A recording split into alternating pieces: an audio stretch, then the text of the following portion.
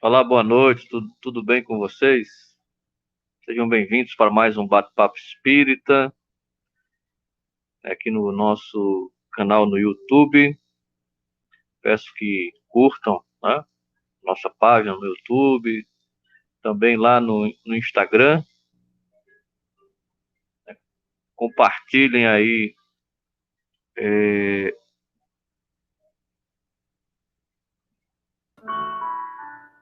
link, né, da nossa transmissão de hoje, está lá na nossa lista de transmissão. E é isso. Boa noite, Cláudio. Já estamos ao vivo pelo canal do YouTube. Estava falando aqui para o pessoal curtir lá a página. Também a nossa página no Instagram, Bate-Papo Espírita Mossoró. Cláudio, tudo bem? Emerson, está me ouvindo? Estou ouvindo muito bem. Tudo bem? Boa noite a todos. Grande abraço, tudo em paz, graças a Deus. Maravilha. Vamos aqui para... Vamos compartilhar, né, o conteúdo, para divulgar essa Isso. disciplina, seguir as nossas redes sociais, divulgar o conteúdo durante a semana. Manda o link para alguém que esteja precisando ouvir, enfim. E assim a gente cumpre um pouco da nossa obrigação moral de divulgar um pouco a doutrina espírita, né? Isso. Boa noite aí para o seu Barreto, para o Vicente, Jaqueline Amaral, Vanice Alcântara, para Fernanda, para Emília, para Giane Maria, meu amigo Dantas, a Fábia, a Gianine e também o nosso amigo Aurino Moraes. Boa noite, sejam bem-vindos. Pois é, hoje o tema sobre vampirização energética. Vampirismo energético, tema interessante. A gente que, Cláudio, sobretudo, a gente tem conversado sobre esses temas bem interessantes, sobre o perispírito e essa incidência do mundo espiritual sobre o mundo material, digamos, esse contato, essa troca, e agora uma troca realmente de energias, uma forma mais... E a gente vai saber disso daqui a pouquinho, conversando com o Cláudio, sobre a questão dessa vampirização. Tem diversas formas de vampirização e Cláudio vai nos trazer aí tudo sobre esse tema. Agora, todo mundo já ouviu falar, né, conhece a história de ficção do Conde Drácula, esse livro escrito pelo Bram Stoker, em 1897, no qual um homem, ele dorme em um caixão, levanta-se à noite e sai à cata de pescoços aí para sugar o sangue em seus dentes, suas presas afiadas, visando alimentar-se em sua vida eterna, né? O Conde Drácula tem a vida eterna, mas ele precisa desse hábito para se manter vivo. O vampirismo, que é a doutrina, Cláudio, que é a doutrina espírita identifica e estuda, tem alguma relação com essa mitologia televisiva? O que é o vampirismo energético ou o vampirismo espiritual? Mais uma vez, meu boa noite a todos. Tema legal, né? Bem atual e bem envolvente. De fato que nós todos conhecemos a mitologia cinematográfica do Conde Drácula, do príncipe Vlad, que viveu na Romênia no século XV, né? Em que, como você bem disse, ele, durante o dia, dormia dentro de um caixão e à noite saía para, com seus dentes afiados, né, sugar aquilo que o alimenta, que é o sangue humano. Claro que isso é uma história ficcional, mas, quem sabe, pode até o autor ter se inspirado né, na questão espiritual. Eu não duvido. A questão é a seguinte: não há nenhuma relação do vampirismo energético espiritual que nós vamos falar hoje com o Conde Drácula, o Príncipe Vlad da Romênia. Na verdade, colegas e Hermes, o vampirismo é uma síndrome energética patológica que se caracteriza por uma atitude voraz de um espírito encarnado ou desencarnado de sugar as energias de seres vivos, com o intuito de tentar nutrir-se, fortalecer-se às custas do prejuízo alheio. Tudo isso é resultado da sua imaturidade ou falta de desenvolvimento espiritual. Esse é um conceito que eu achei em um dos livros que li, que achei bastante relevante, né? Então, esse processo de vampirização é um nome que se utilizou para se associar com o vampiro e ficar mais fácil didaticamente se compreender, né? É um processo de influenciação, de imantação energética entre espíritos. Quando eu digo entre espíritos, não quero dizer entre espíritos desencarnados.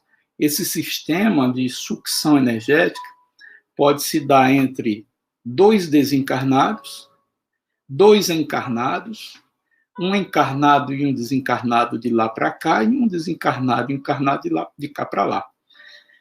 O fluxo da sucção, da absorção, da retirada da energia pode ser de lado para lado, interdimensional, né? Então, para entender isso, a gente tem que entender um trinômio, a gente já falou nele aqui várias vezes, que é indissociável. Nós não conseguimos dissociar uma coisa da outra. É um trinômio que eu chamo de pensamento, sentimento e energia. Sempre que nós, com o nosso cérebro, que é uma máquina física, né, de conexão, quando a gente estabelece os nossos pensamentos, a gente começa a gerar sentimentos que repercutem em energias. Essas energias se manifestam muitas vezes nos nossos chakras, na nossa aura, na nossa imantação energética, na nossa vibração energética. E nós criamos aí os plugs energéticos que atraem por sintonia as entidades obsessoras e vampirizadoras. Já a gente vai ver a distinção entre uma coisa e outra. Então, tudo passa por nós mesmos. Não adianta a gente reclamar da espiritualidade, de Deus, quando o maior culpado pelas vampirizações somos nós mesmos, porque nós deflagramos esse processo através dos nossos pensamentos. Isso é tão natural e tão inconsciente no nosso dia a dia que a gente passa desapercebido ou despercebido, né? Isso acontece o tempo todo.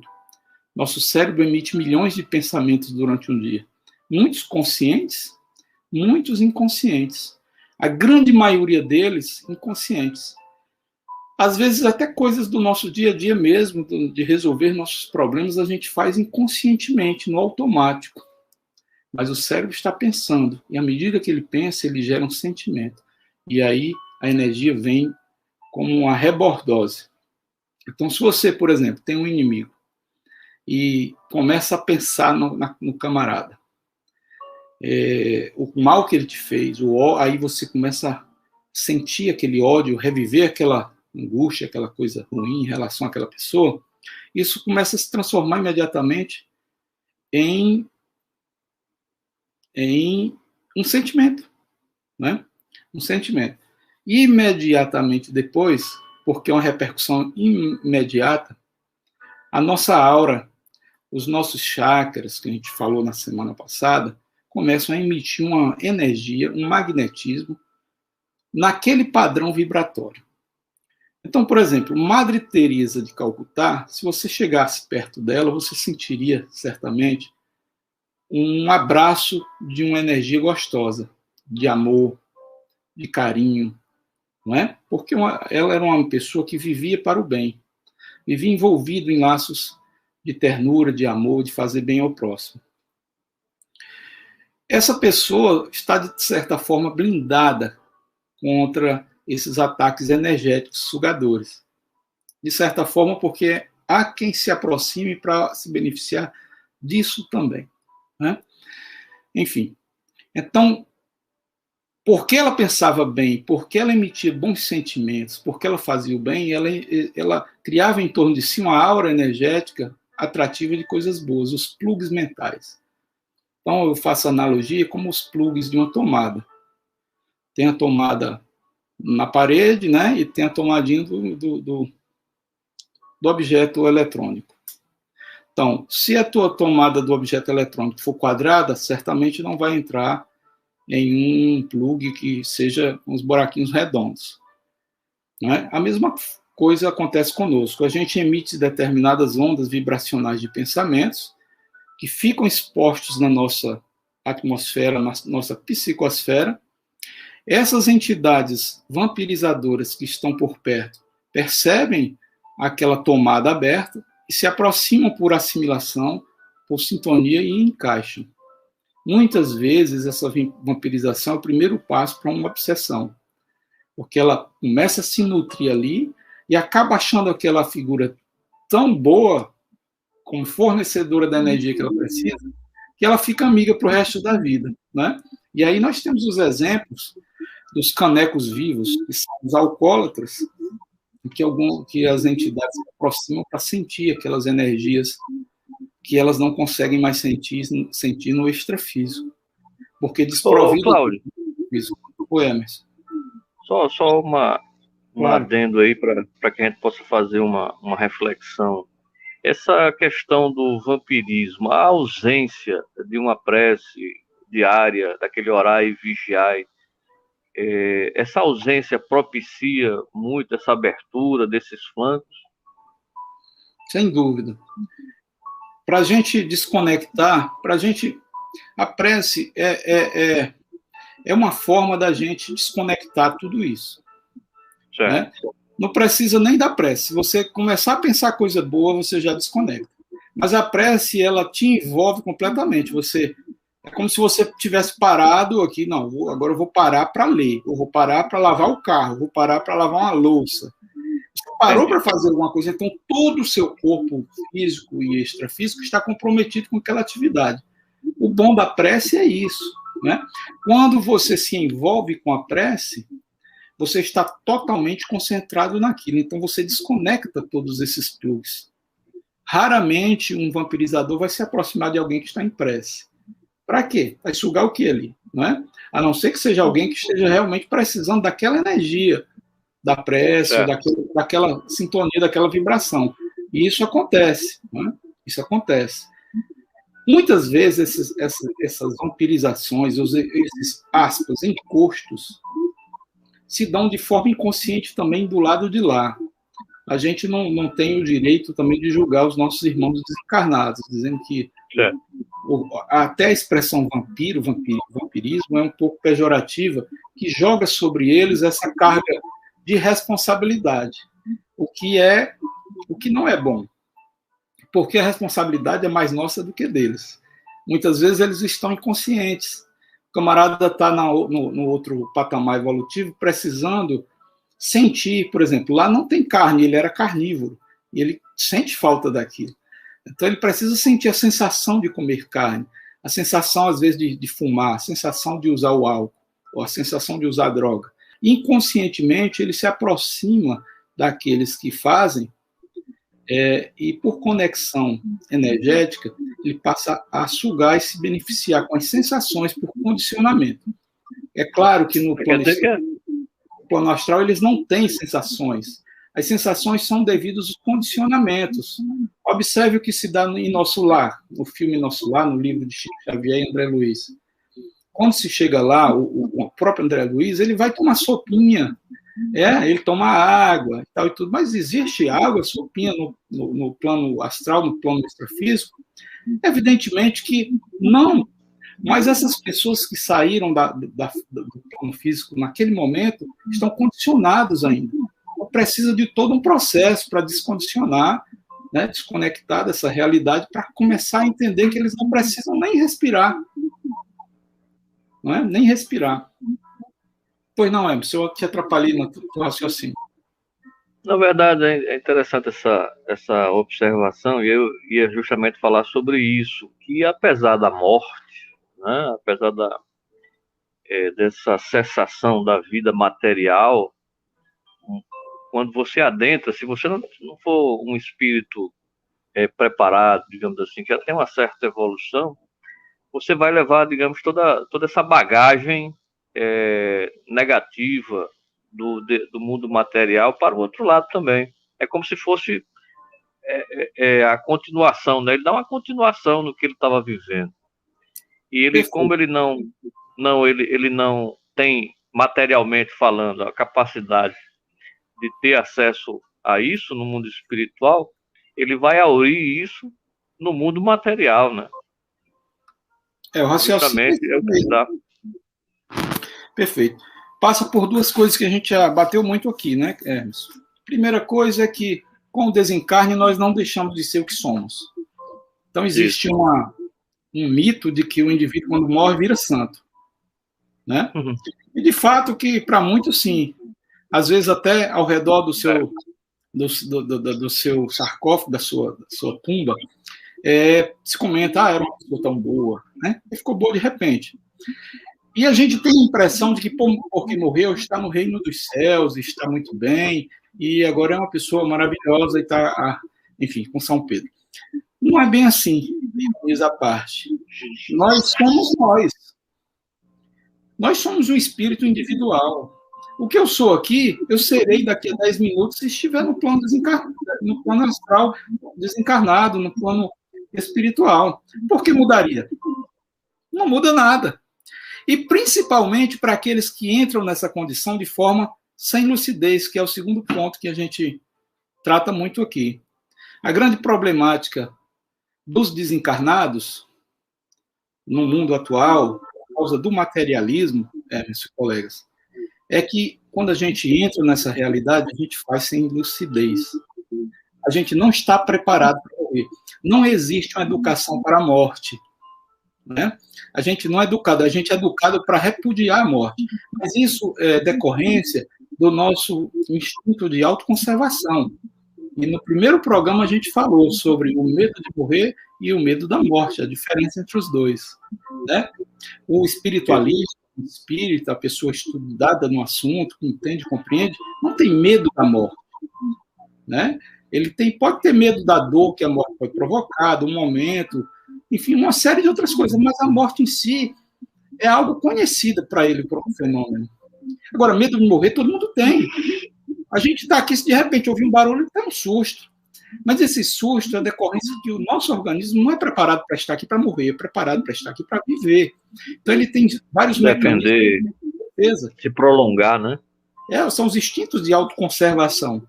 Então, medo de morrer, a gente tem. O medo da morte, do fenômeno morte, o espiritualista, a pessoa que estuda, não deve ter, por conhecer, né? Pelo conhecimento. O conhecimento afasta com sua luz toda sombra.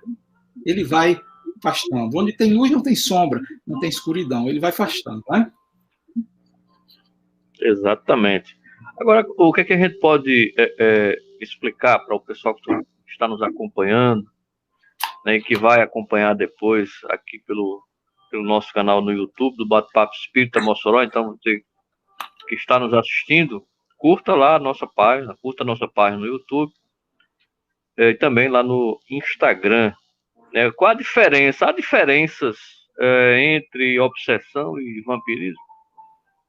Podem fazer perguntas também, eu estou assistindo falar, porque eu não estava vendo. Um abraço aí para a Janaína, o tio Valdemir, Dona Maria, Mica Alves, Dilma. Estou vendo agora aqui, pessoal, desculpa. O Aurino, Giannini, Fábia, enfim, Francisco Dantas. Um abraço para todos. Isso. Sim, mas o ponto que você tocou da diferença entre obsessão e vampirismo, é um ponto importantíssimo, né? Então, a gente precisa... me deixe, por favor, que eu deixei passar aqui uma leitura que eu selecionei. É do livro Missionários da Luz, do Chico André Luiz. Quando você me perguntou o que é exatamente o vampirismo, eu mentalizei de começar com essa, como eu sempre faço, com essa leitura. E esqueci. Então, eu vou ler para deixar consignado. Francisco Xavier, Missionários da Luz, André Luiz.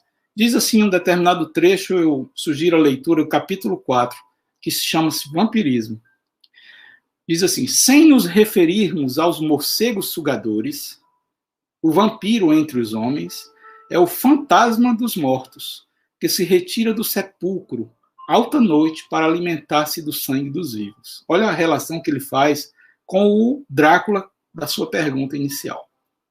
Não sei quem é o autor de semelhante definição, mas no fundo está errada. Mas no fundo não está errada.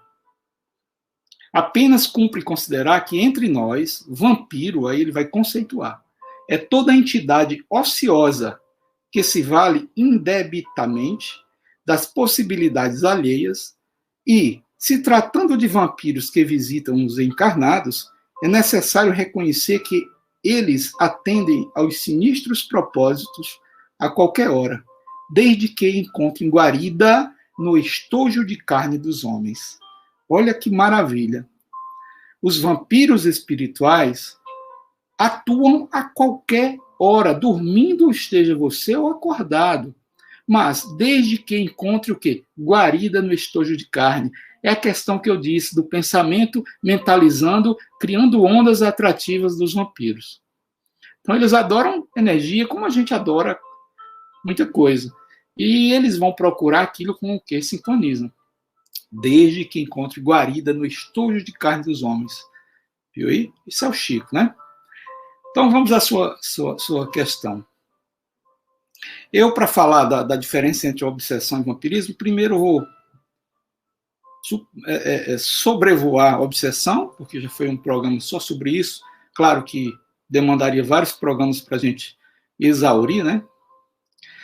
Mas vou falar um pouquinho, 1 minuto, sobre a obsessão. No capítulo 23 do Livro dos Médiuns, Kardec define obsessão e os tipos de obsessão, né? Sabemos que os tipos que Kardec elencou são a obsessão simples, a fascinação e a subjugação, ou possessão, como alguns querem. O nome não é adequado, possessão, mas fica didaticamente melhor de entender. A obsessão, colegas, é um domínio que alguns espíritos exercem sobre outras pessoas. Em todo fenômeno obsessivo existe a questão do domínio. A palavra-chave é domínio. Então, quando o obsessor interage com a vítima, o obsediado, ele quer dominar. Ele quer manipular. Ele quer que aquele encarnado atue conforme as suas vontades. Essa é a questão. No vampirismo, não. No vampirismo, há um ato egoístico em que o vampiro, aspas, que é a entidade sugadora de energia, ela quer apenas se beneficiar dos fluidos energéticos do outro, porque ela precisa, e acha que ainda não está desencarnado, enfim, acha que ainda tem necessidade daquilo. Então, veja a diferença. Na obsessão, em seus graus, há uma intenção do espírito de dominar, de controlar o obsidiado. Enquanto na vampirização, esse controle ele não sente essa necessidade. Então, a gente pode concluir que pode haver vampirismo na obsessão. O obsessor pode vampirizar também. Mas o contrário, não necessariamente. Né? O camarada que vai só vampirizar não necessariamente está obsidiando. Às vezes ele está só pontualmente se beneficiando com a energia que está ali. Não é? Por exemplo, o camarada que usa droga, não usa droga 24 horas por dia. Usa droga uma vezinha ou duas no dia, não sei. Ou uma vez na semana, depende. Naquele momento que ele está usando, ele atrai a entidade que gosta daquilo e suga. E essa entidade muitas vezes não o conhece. Na obsessão, geralmente existe um conhecimento anterior. As entidades que nos obsidiam são entidades familiares, com as quais nós já tivemos contato em vidas pretéritas e que hoje nós temos algum encargo kármico a resolver. Então, elas, indignadas ou injustiçadas, se sentindo injustiçadas, tendem a nos procurar e cobrar a conta. Então, veja como é sutil, mas é importante essa diferença. Ela existe e é forte, né? Então, eu quero aproveitar, Hermes, que a gente, dentro dessa pergunta da obsessão, acho que ficou mais ou menos claro, né? Existe a obsessão simples, que é bem significante, todos nós passamos por ela de quase todo o tempo, porque nós não temos a capacidade energética de identificar, né? E na fascinação, o médium fascinado acha que não está sendo enganado, ele jura que está fazendo a coisa certa, mas ele está fascinado. Né? Na subjugação, o controle já é total do espírito. O nome diz isso, deixa isso bem claro. A pergunta aí da Edilma aí, Cláudio. Cláudio, no Espiritismo não tem que ter autorização do estojo de carne, como assevera uma das literaturas do Chico Xavier? Entendi perfeitamente a pergunta da Edilma. Deixa eu ver aqui se eu acho algo. Sim, vamos lá. Sim, Edilma, sim. Veja só, o que ele quis dizer com autorização do estojo de carne. Para que o vampiro se vampirize, para que o vampiro tenha acesso, para que a entidade, ou a consciência, ou o espírito tenha acesso e te vampirize, suga as suas energias, você tem que deixar. Você tem que permitir. Você tem que abrir a guarda. Você tem que deixar os plugs abertos. E aí é quando ele diz que o estojo de carne, ou seja, o corpo carnal, a mente, o cérebro, tudo que é carne, precisa permitir, isso é fato. Né? Isso é fato. Eu vou ler aqui um trecho ainda de Missionários da Luz, a propósito da sua pergunta, que diz o seguinte: a organização fisiológica, o corpo, segundo conhecemos no campo das cogitações terrestres, não vai além do vaso de barro. Ou seja, é só isso. Tanto que com 24 horas da saída do espírito, já está fedendo, né? Dentro do molde pré-existente do corpo perispiritual. O perispírito é o molde, é o DNA que vai formatar o corpo físico. Diz ainda, atingindo o molde em sua estrutura pelos golpes das vibrações inferiores, ou seja, o molde é o perispírito. Se a gente vibra tão mal, pensa tanta coisa ruim, que isso começa a atingir o perispírito, que é o molde, não é? Com vibrações, o vaso refletirá imediatamente. Eu mexo no perispírito, que é o molde, e o vaso, que é a parte externa, a casca, começa a sentir imediatamente. Então, ele quer dizer que muitas vezes o adoecimento, as doenças, nós causamos com os nossos pensamentos. Isso já é tão moderno, isso é tão atual na ciência. Não é? Quem tem ódio tem problemas no fígado, quem tem inveja tem problemas no pulmão. Eles conseguem até associar determinados órgãos com determinados sentimentos. Mas um sentimento é a parte intermediária, porque teve antes um pensamento que eu podia ter bloqueado. E aí que entra a questão da Dilma. Se eu consigo bloquear meus pensamentos, e aí entra a meditação, muito bem ensinada atualmente pelo Haroldo Dutra, não é? A meditação, a oração, a prece, as leituras saudáveis. Quando nós estamos envolvidos nesse tipo de atividade, nós desplugamos desses vampiros. Então, é o nosso corpo de físico, o nosso corpo de barro, como ela bem perguntou, que está desautorizando o acesso a esses colegas invisíveis que querem fazer uma boquinha, né? Espero ter ajudado na resposta aí, Edilma. Muito bom. Vicente pergunta aí, né? Qual o papel ou importância do guia espiritual de cada um no processo de contra-vampirização? Valeu, Vicente, um abraço.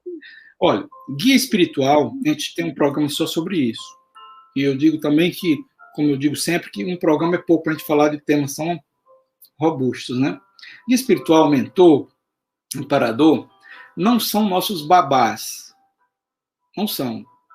Eles não estão aqui o tempo todo com a gente, nos protegendo. Se fosse isso, não haveria livre-arbítrio. Se fosse isso, estaria preocupado. Se fosse assim, estaria atrapalhado o nosso processo de crescimento e de evolução espiritual. Porque sempre que a gente ia passar por uma dificuldade para evoluir, vinha um amparador, ei, rapaz, uma dificuldade aí na frente. Então, amparador não é babá. Não está o tempo todo com a gente. Não é guia no sentido de que está ali constantemente e nos intuindo, faça isso, faça aquilo. Não. Nós temos diversos mentores. A gente não só tem um mentor. Nós temos muitos mentores. Inclusive, existem mentores especializados em determinadas matérias. Como na vida física existem pessoas especializadas em determinadas matérias. Por exemplo, se você é médico neurologista, cirurgião neurológico, óbvio que você tem um mentor especificamente na tua atividade de neurologia. Você não pode ter um mentor advogado, ele não vai ter como te intuir. Não é? Então, existem mentores para a tua profissão, existem mentores relacionados à tua vida particular, e o principal que a gente chama mentor, na minha concepção, é aquele camarada que entende, compreende a tua programação existencial. Antes de você reencarnar, você fez uma programação, um menu. Olha, quando eu chegar lá, eu vou fazer isso. Fez um guia de viagem, né? Depois eu vou fazer aquilo, depois eu vou ser um cara legal e tudo mais. Tem um mentor que conhece essa lista de tarefas que você trouxe lá para cá. E ele fica por ali observando. Você jogando fora tudo, rasgando, tocando fogo. Então, esse é o mentor dito, né? Mas ele não vai lá dizer, olha, Cláudio, cara, você lá se comprometeu a fazer isso, porque ele atrapalha a tua evolução, não é? As suas escolhas no extrafísico, na tua procedência, antes de vir para cá, você fez lá um arcabouço, precisa cumprir sem o apoio. Né? O mentor, ele te intui em momentos que há necessidade da intuição, para te livrar, às vezes, de um determinado problema, mas ele não é o camarada que sai te guiando o tempo todo. Porque não teria mérito, né? Qual seria o mérito? É o camarada que passa a cola. Eu vou fazer uma prova muito difícil, mas o camarada do meu lado passou a cola todinha. Então, que prova foi essa que eu fiz, né? É até injusto, sob o ponto de vista espiritual, porque eu passei na prova colando e o colega do meu lado, coitado, estudou muito e não passou, porque uma determinada questão ele não fez, né? Então, o papel da importância do guia no processo contra a vampirização existe no sentido, Vicente, de intuir, né? Ele vai te intuir, ele sempre vai te inspirar. Mas aí eu volto à pergunta da Edilma, né? O vaso físico precisa permitir também. Do jeito que o vaso físico permite a entrada do vampirizador, ele permite a entrada do mentor. E essa permissão se dá através da vibração, se dá através da nossa sintonia. A gente já conversou sobre sintonia muitas vezes aqui. Não adianta eu estar sintonizando mal, porque o meu mentor não vai se aproximar. Ele não vai chegar desse tipo de comportamento. Então, nós temos que controlar a mente. Teresa de Ávila, em seu livro, não me lembro o nome, Castelo, alguma coisa, ela diz que dentro da nossa mente existe um macaco enlouquecido batendo panelas. E nós precisamos acalmar esse macaco. Isso é a nossa mente, quer queira ou não. Você já esteve realmente, reflita comigo, todos que estão nos ouvindo, vocês já tiveram realmente um momento em que vocês estiveram com a mente vazia? Ou seja, em paz, totalmente silencioso, sem pensar, sem se preocupar, sem sentir. Às vezes isso acontece comigo durante a madrugada, eu sinto um estado de paz muito grande quando acordo. Esse livro aí de Teresa de Ávila é o Castelo Interior? É esse mesmo, Castelo Interior.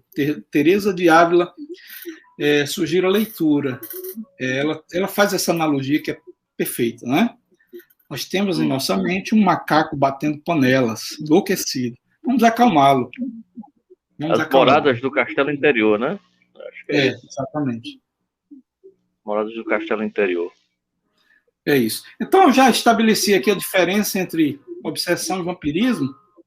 Então, vamos caracterizar um pouco o vampirismo. Eu vou falando aqui, quem tiver pergunta, pode arrochar aí, se a gente puder responder, tiver condição. Giane, eu estou atrasado aqui no meio, Giane. Ela falou o seguinte: show sobre termos vários mentores. Em um momento fui chamado a atenção de um mentor, tínhamos um trabalho para fazer e eu estava protelando. Ok. Feliz de quem tem esse chamado, significa que você ainda tem uma conexão com eles, né? Em determinado momento, ele aproveita aquele momento que você está em conexão, por isso que é importante a prece, e faz a intuição. Agora, nós estamos ouvindo isso, muitas vezes a gente ignora, né? Tem que dar ouvidos. Coisa boa a gente tem que ouvir, né? Sensações boas. Então, vamos lá. Existem... Eu vou falando aqui... Pois não. Eu vou falando aqui, quem tiver dúvida aí pode ir jogando aí, à medida que a gente vai falar. Existe, por exemplo, vampirização coletiva.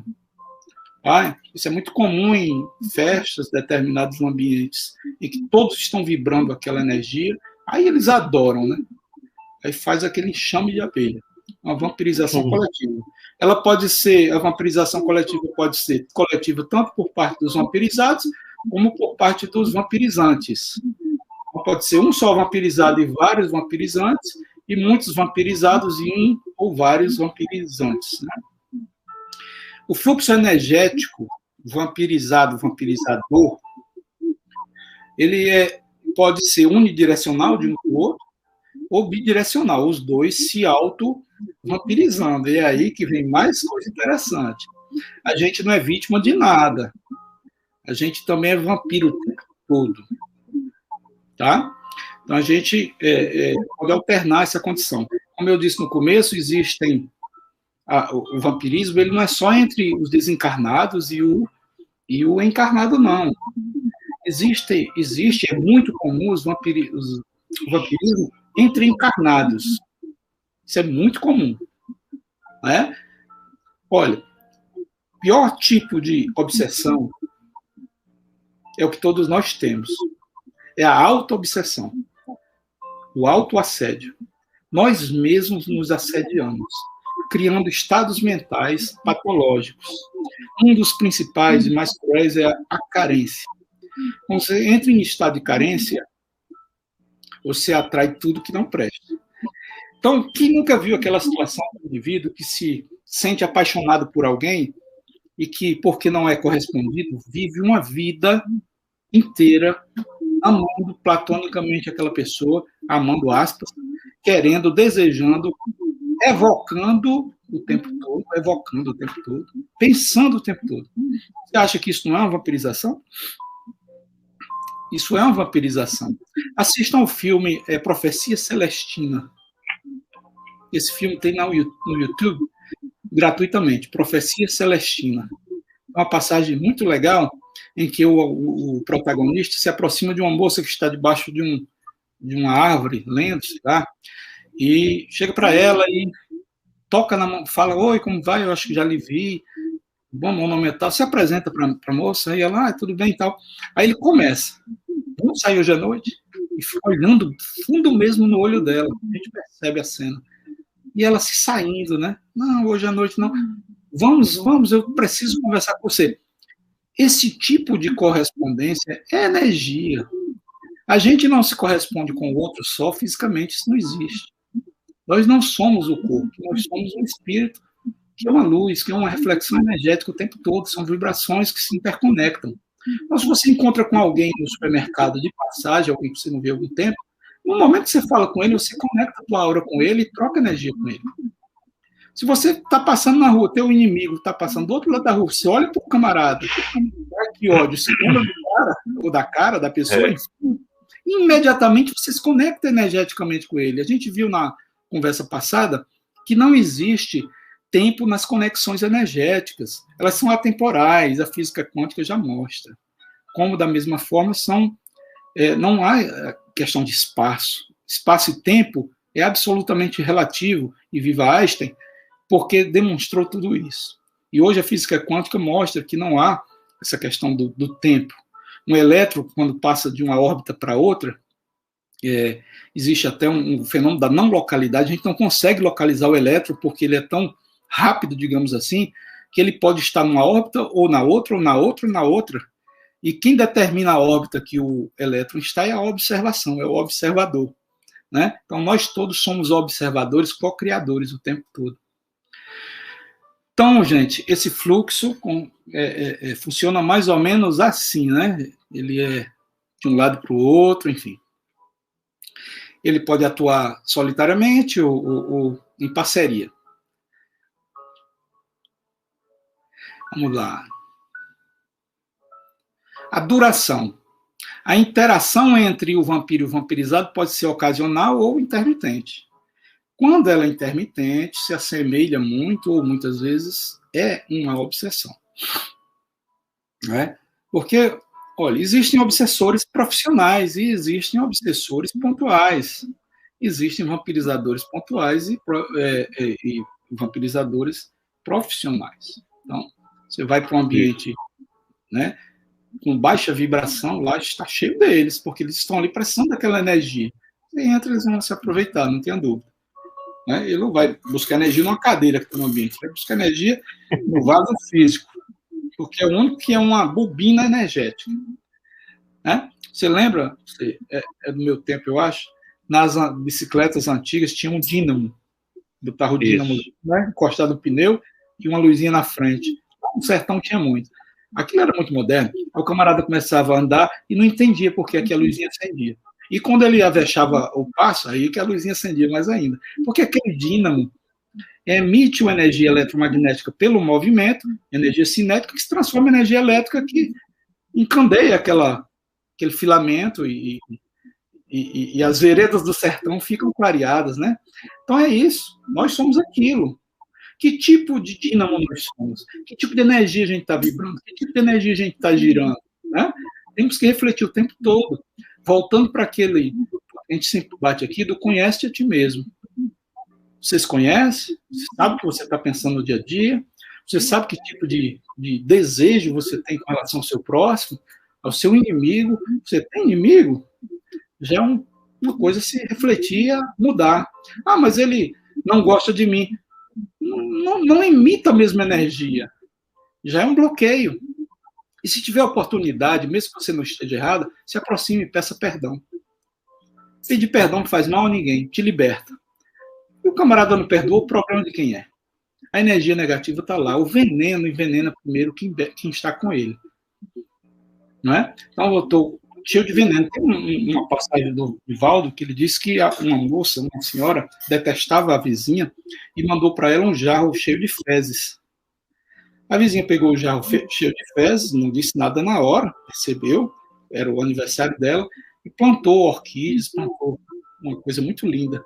E meses depois voltou à casa que a tinha presenteado e devolveu, que está um presente. Veja só como se deve fazer.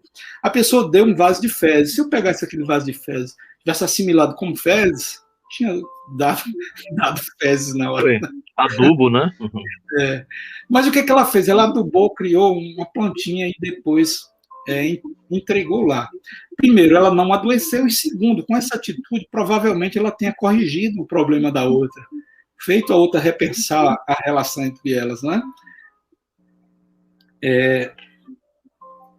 Vamos lá. Exato. Estou aqui com...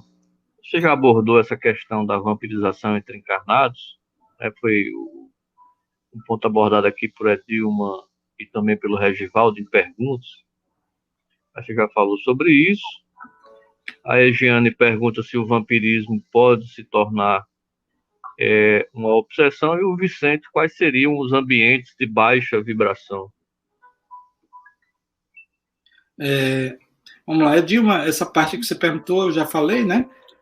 Porque às vezes ficam os barcos e a gente não consegue dizer tudo, mas realmente não são só os encarnados com vampirismo, existe uma interação entre todos os níveis. Eu disse, Giane, já que o vampirismo pode sim se tornar uma obsessão, desde que, por exemplo, ele passe a não ser algo pontual e o camarada goste tanto da tua vibração que ele se acople, mas geralmente as obsessões se dão entre seres já conhecidos, né? O camarada que já tem um problema anterior com o outro. Aí ele o acompanha, ou o encontra, o acompanha por várias encarnações. Mas Só para responder aqui a Sandra, bem rapidinho, que ela perguntou se o antepassado pode ser um mentor. Pode sim. Desculpa, Sandra, eu não tinha visto a sua pergunta. Eu tinha colocado aqui na tela, né? Perfeito, ótimo. Estou vendo agora. O antepassado pode ser mentor? Pode. Não pense que mentor é Jesus. Nossos mentores não têm um nível crístico. Nossos mentores são de uma evolução um pouco superior à nossa. Entendam isso. Porque a gente pensa que do nosso lado tem Maria de Nazaré como mentora, ou tem Santo Antônio, ou qualquer santo da Igreja Católica que a gente conheceu, ou Chico Xavier. Não, esqueçam isso, por favor. Ao nosso lado, nós temos alguns seres um pouco menos pé de bois do que nós, pouco mais evoluídos. A diferença de um mentor para a gente, senhores, olhe, é simples, não é nem só o grau de evolução, eles são um pouco mais evoluídos, eles também estão no processo evolutivo, eles também precisam disso para evoluir. A diferença é o posicionamento, onde eles estão. Enquanto nós estamos no sopé da serra, eles estão no pico. Quem está no pico de uma serra vê tudo, eles têm uma visão panorâmica, eles sabem tudo o que está acontecendo. Antes de você chegar, ele já estava sabendo. Enquanto você está lá, é uma formiguinha, coitado, só vê os seus pés. Então é uma questão de ponto de vista. O mentor tem uma visão mais ampla de toda a tua encarnação, de toda a tua programação existencial. Enquanto você é muito restrito por causa do vaso físico. Então vamos esquecer essa história de que o mentor é Jesus, ou que o mentor é Nossa Senhora e tal, tudo. Nossos mentores são um pouco mais evoluídos que nós. Alguns antepassados, como disse a Sandra, né?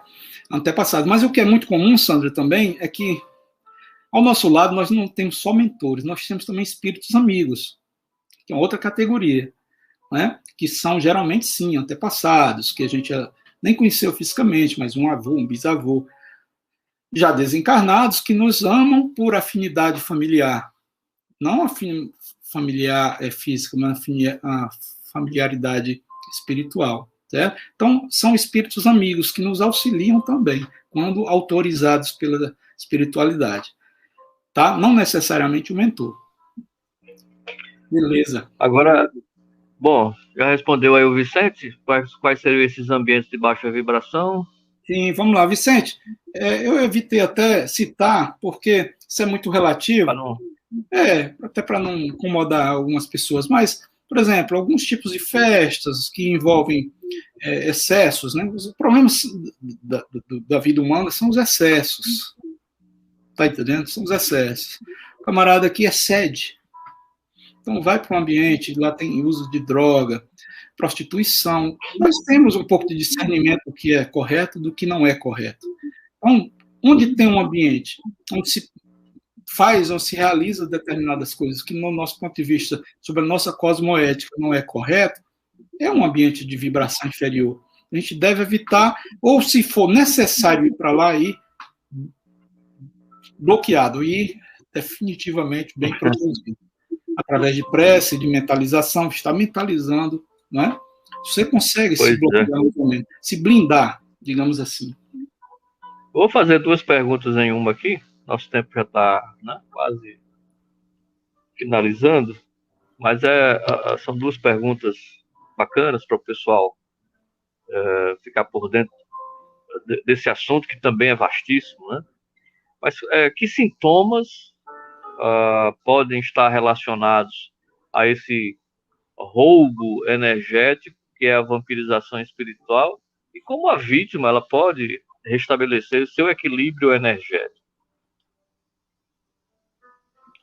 Bem, Emerson, eu vou citar aqui uns 10 sintomas. Não estou exaurindo, mas foi o que eu obtive aqui de alguma leitura minha, mas que são muito comuns, que todos nós temos, né? Aqui não tem nenhum guru, ninguém é guru de ninguém, todos nós estamos na mesma panela evolutiva. Todos nós. Então, não estou aqui ensinando nada a ninguém. Estou aqui aprendendo com vocês, agradecendo pelas perguntas. Então, eu vou aqui declinar um pouco do que eu vi na literatura. Primeiro, uma das características de que você está sendo vampirizado é um sono irresistível. O camarada vive dormindo. A carga horária dele é insatisfatória. Ele já acorda cansado, esse camarada, né? E durante o dia ele fica caindo, fica pelos cantos, não consegue trabalhar. Ele compromete o seu dia normal de pessoa intrafísica, pessoa dentro da parte do físico, né? Compromete e não sabe por quê. Agora veja, todos esses sintomas que eu vou dizer agora, primeiro a observação antes da gente entrar definitivamente neles, tá? Afastem primeiro qualquer possibilidade de ser algo físico. Então, se estão sentindo isso, tem alguma dessas características, estão preocupados, procurem um especialista médico, psicólogo, psiquiatra, enfim. Afasta primeiro essa parte, né?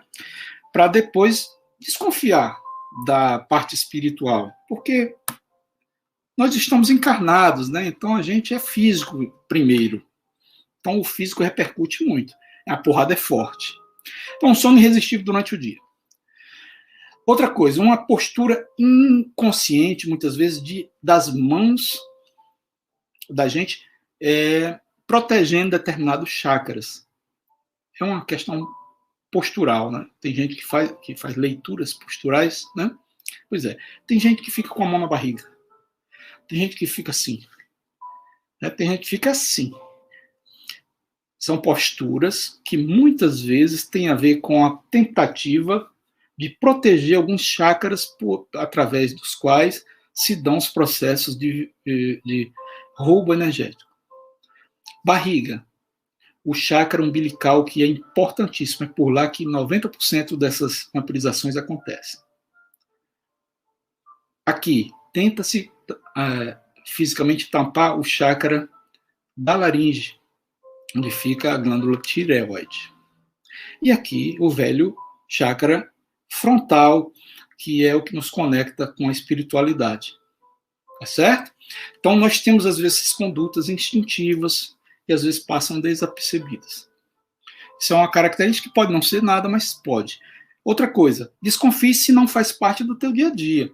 Porque se você, desde que nasceu, costuma ter esse sono pesadão aí, é coisa tua. Agora, se você não tem, mas de repente adquiriu isso, ou está com essa característica, desconfia, tá? Acordar sempre de mau humor, a gente já falou aqui algumas vezes em outros programas. Acordar de mau humor não é bom, você dormiu a noite toda, camarada. Por que o mau humor? Sonhou com o quê, né? Então, às vezes, durante a noite, com a projeção do corpo astral, do corpo perispiritual, olhe que nós também somos roubados energeticamente quando saímos do corpo inconscientemente. Essas entidades já estão ali do beirinho da cama esperando. Tá? Então, a obsessão, muitas vezes, ou vampirização. E esse roubo energético te faz acordar mal. Nós chamamos de ressaca energética. Você acorda derrubado. Poxa, passei a noite numa festa. Quero dormir mais, né? Não importa a hora que você acorda. Acordei 10 horas, do mesmo jeito. Tá certo?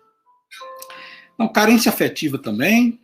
Descompensação energética. Você está frequentemente descompensado energeticamente. Tem uma alteração nos chakras, né? Essa questão do que nós chamamos de sonhos sexuais, na verdade é o Congresso Sublitis, tem um nome latim para isso. Pessoas que têm comumente sonhos de práticas sexuais, tá? E isso pode ser um roubo energético de entidades especialistas nessa área. Tem sim. Tem sim. Como é que a gente evita isso? Como é que a gente tenta bloquear isso? Comportamento no dia a dia. Tem gente viciada em site pornográfico. Hoje é tudo tão fácil. No celular você entra em qualquer coisa. O mundo está aí, né? Tem gente viciada nisso. Então, você estabelece as conexões durante o dia, as formas mentais ficam, quando você sai, elas estão ali te esperando, os vampiros também. E sabe que você vai ser uma presa fácil porque está carente daquela energia. Então, isso é muito comum também, sonhos de caráter sexual. Tá? Outra característica, o lazer nunca é suficiente, você nunca está de bucho cheio. Viajei, passei uma semana viajando, cheguei morto. Passei o fim de semana descansando em Tibau, cheguei acabado. Estava descansando, estava bebendo e fazendo putaria na praia. Não, estava descansando na rede. E chegou acabado, cheguei acabado. Então tem alguma coisa errada. Né? Vocês desculpem a linguagem um pouco informal às vezes, porque eu acho que é necessário para a gente bater o papo, né? Mudanças de humor repentina. Cuidado, pode ser uma patologia. Existem patologias que alteram o humor, tá? Então, como eu disse, se não é algo do teu dia a dia, se apareceu, desconfia e cuida de investigar. Dificuldade de instalar algum tipo de defesa energética. Quem é que não teve ou não tem dificuldade de fazer uma prece? É uma defesa energética básica, né? O camarada começa ali e dorme. Ou durante o dia, hoje eu vou fazer o evangelho. Fez não. Acabei, tá morrendo de preguiça. Queria dormir. Né? Quem nunca, né? Então, tudo isso tem a ver, muitas vezes, com vampiros energéticos, tirando tua força vital, sugando o teu fluido vital, te deixando desenergizado. Você é uma bateria viva, você é um dínamo da bicicleta. Né? E essa indisposição física crônica, que eu chamo de... Eu não, a ciência chama de síndrome de Burnout. Síndrome de Burnout é uma exaustão completa, né? Tem que investigar, pode ser só a síndrome por excesso de trabalho, estresse, etc., mas pode ser sucção energética, você está ficando sem nada, né? Então essas são, assim, em passant, as características de um vampirismo energético, colegas. Pronto, ok. Dicas de livros, ou ficou algo mais para a gente responder aqui? Não, tudo tranquilo, né?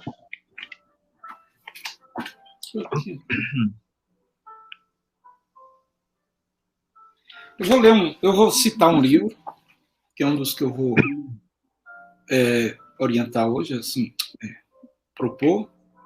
Autodefesa psíquica, tá? Leia-se espiritual, tá? E um trecho em que ele diz o seguinte: para que as sementes mentais da sugestão possam crescer, elas devem encontrar um solo compatível. Então, alguém está te sugestionando alguma coisa, fazer algo, agir de algum determinado forma. Ele só faz isso se você tiver um solo compatível. Por exemplo, você nunca usou maconha. Jamais alguém vai te encostar e dizer, vamos usar maconha comigo. Não tem solo compatível, então ela cai fora. Né? Continua. Aí reside a força da defesa. Não podemos impedir que as mentes alheias nos enviem sugestões, elas vão enviar sempre.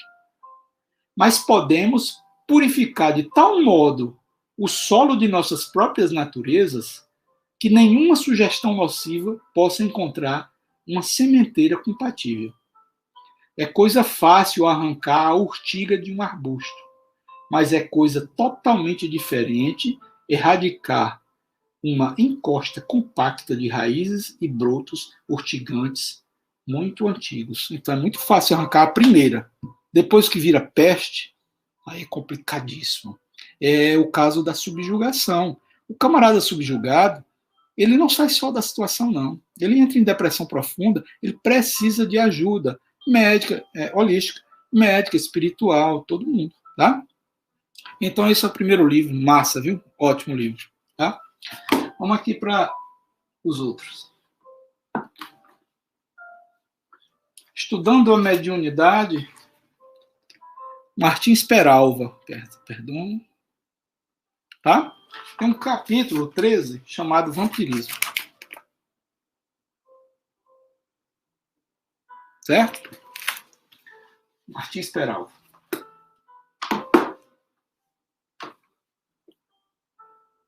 O Divaldo escreve muito pelo Manuel Filomeno de Miranda sobre obsessão. Então tem esse e tem vários outros.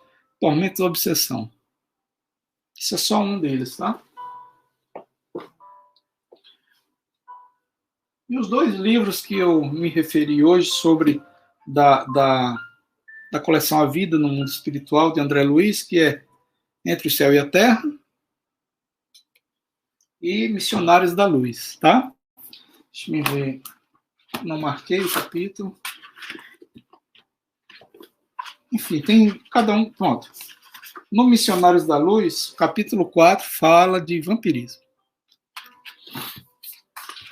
Que a pessoa pode, às vezes, pensar que a expressão vampirismo não é dita no Espiritismo, mas é. Esse também tem, mas eu não estou achando o capítulo. Salvo engano, é o 15.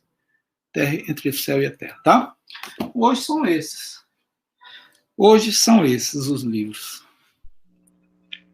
Maravilha, Cláudio. Obrigado aí pelas explicações, pelos ensinamentos, né? Obrigado a todos que nos acompanharam. A Val Souza, muito esclarecedor o estudo. Obrigado por compartilhar seus conhecimentos conosco. Valeu, Val. Grande abraço para você. E a todos e todas que nos acompanharam aqui, né? Deus permitir, estaremos de volta no próximo Bate-Papo Espírita, sexta-feira que vem. Muito obrigado, gente. Valeu. Se ficou alguma pergunta pendente, pendura aí para a próxima e a gente tira, se Deus quiser.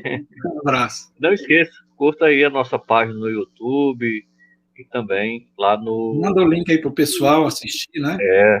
Divulgando. No Instagram, manda o link aí do nosso bate-papo de hoje, né? Para as pessoas, que elas possam também vir a assistir o nosso bate-papo na próxima sexta, tá bom? Obrigado, boa noite a todos, bom final de semana. Valeu, tchau. Tchau.